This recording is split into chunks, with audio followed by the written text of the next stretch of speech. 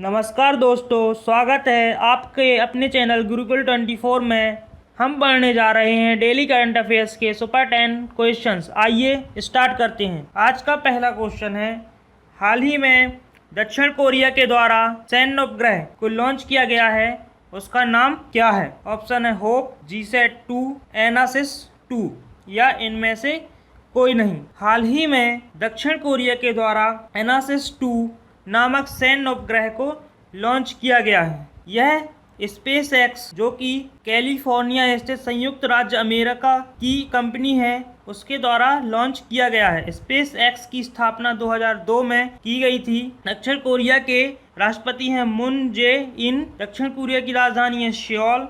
दक्षिण कोरिया की मुद्रा है दक्षिण कोरियाई वॉन। स्पेस एक्स के संस्थापक हैं एलन मस्क। अध्यक्ष और सीईओ हैं गैविन शॉर्टवेल। आपका आंसर होगा एनासिस-2। जीसैट भारत का उपग्रह है और साथ ही होप एक मंगल मिशन था जो हाल ही में यूएई द्वारा प्रक्षेपित किया गया था। चलिए डिस्कस करते हैं सेकेंड क्वेश्चन। भारतीय सेना को सटीक निगरानी के लिए मिला भारत ड्रोन। यह ड्रोन किस संगठन द्वारा तैयार किया गया है? ऑप्शन है DRDO, इसरो, ICAR या इनमें से कोई नहीं। तो भारतीय सेना को हाल ही में निगरानी के लिए भारत नामक ड्रोन DRDO संगठन द्वारा तैयार किया गया है। DRDO ने हाल ही में यह ड्रोन भारत नाम से तैयार किया है। तो आपका आंसर होगा DRDO। DRDO की स्थापना 1958 में की गई है। इसका मुख्यालय दिल्ली में है। हाल ही में इसके अध्यक्ष सतीश रेड्डी जी को बनाया गया है। चलिए डिस्कस करते हैं थर्ड क्वेश्चन। भारत की मोबिलिटी प्लेटफॉर्म ओला ने वैश्विक ग्राहकों के लिए एंटरप्राइज मोबिलिटी समाधान ओला कॉर्पोरेट की शुरुआत की। ओला के सीईओ कौन हैं?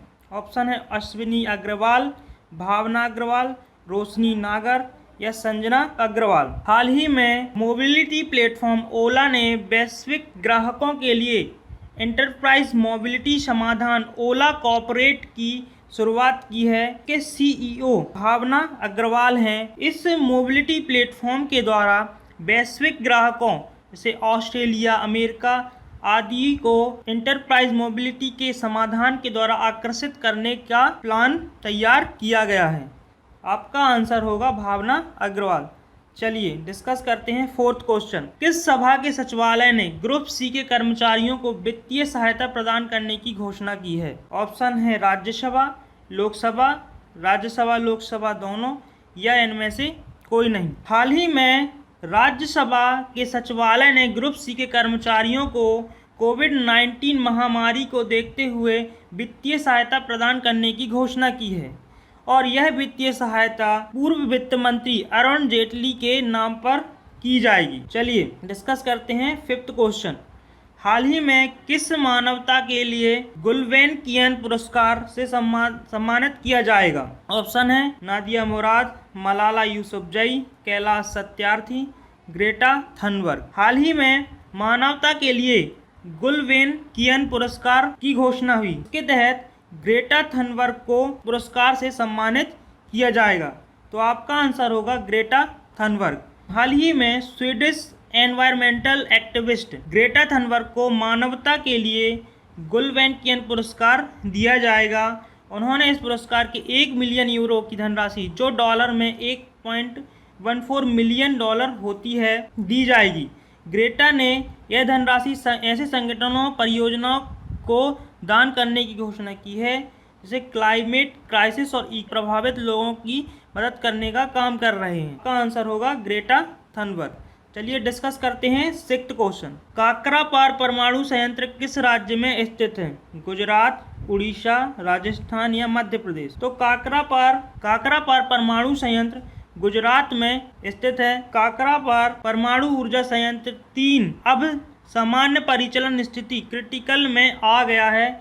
इस सफलता को देखते हुए प्रधानमंत्री नरेंद्र मोदी ने न्यूक्लियर साइंटिस्ट को बधाई दी। 700 मेगावाट का काकरापार परमाणु संयंत्र 3 मेक इन इंडिया का एक उदाहरण है। यह काकरापार परमाणु संयंत्र ऊर्जा संयंत्र की तीसरी यूनिट है। यह संयंत्र गुजरात राज्य में सूरत के पास स्थित है। इसकी पहली यूनिट परिचालन 6 मई 1993 को, दूसरी यूनिट परिचालन 1995 में हुई।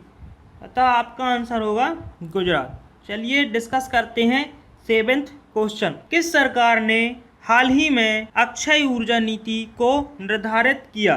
तेलंगाना, उड़ीसा, आंध्र प्रदेश या जम्मू कश्मीर? आपका आंसर होगा आंध्र प्रदेश। आंध्र प्रदेश सरकार ने हाल ही में अक्षय ऊर्जा नीति को निर्धारित करने की घोषणा की।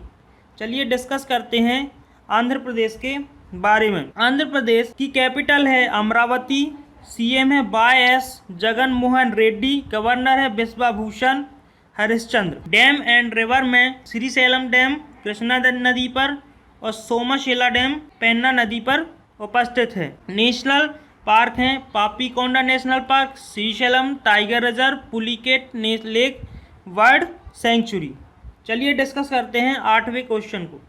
BRICS chamber of commerce and industry CCI के युवा नेताओं की संचालन समिति सलाहकार किसे बनाया गया? ऑप्शन है ईशा अग्रवाल, अक्षत जैन, टीना बाबी या जुनैद अहमद। यूपीएससी की टॉपर टीना बाबी जी को हाल ही में BRICS chamber of commerce and industry के युवा नेताओं का संचालन समिति सलाहकार नियुक्त किया गया। तो आपका आंसर होगा टीना बाबी। ब्रिक्स की चर्चा में वर्ष 2001 में गोल्डमैन सैक के अर्थशास्त्री जिम ओ'नील द्वारा ब्राजील, रूस, भारत और चीन के अर्थशास्त्रियों के लिए विकास की संभावना पर एक रिपोर्ट की गई थी, जिसके तहत 2006 में ब्रिक्स की स्थापना की गई। 2006 में जब ब्रिक्स की स्थापना की गई थी तो इसमें केवल 4 राष्ट्र थे, ब्रिक्स, ब्राज़ील, रसिया, इंडिया और चाइना। 2010 के सम्मेलन में दक्षिण अफ्रीका को भी ब्रिक्स में सम्मिलित कर यह ब्रिक की जगह ब्रिक्स नाम से जाने जाने लगा। चलिए डिस्कस करते हैं। यह ब्रिक्स ब्राज़ील, रसिया, इंडिया, चाइना और साउथ अफ्रीका। चलिए डिस्कस करते हैं 9th क्वेश्चन। हाल ही में किस देश के साथ भारत ने आपातकालीन चिकित्सा संबंधी समझौते किए? ऑप्शन है अमेरिका, अफ्रीका, मालदीव, चीन। आंसर है मालदीव। हाल ही में मालदीव के साथ भारत ने आपातकालीन संबंधी कुछ समझौते किए हैं। मालदीव की राजधानी है माले, करेंसी है रुपया। चलिए डिस्कस करते हैं आज का लास्ट क्वेश्चन। हाल ही में झंडा किरण दिवस कब मनाया गया? ऑप्शन है 1 जुलाई, 11 जुलाई, 18 जुलाई या 22 जुलाई। हाल ही में झंडा दिवस मनाया गया 22 जुलाई 1947 को। पहली बार भारत ने भारतीय झंडे को मान्यता दी थी। और दिवस को डिस्कस करते हैं। 1 जुलाई को डॉक्टर्स डे, 11 जुलाई को पॉपुलेशन डे मनाया गया। दोस्तों ये रहे आज के हमारे सुपर 10 क्वेश्चन। आपको प्रश्न कैसे लगे हमें कमेंट करके बताएं। वीडियो को लाइक करें, शेयर करें और चैनल को सब्सक्राइब करें। हम अच्छे वीडियो लाते रहेंगे। जय हिंद।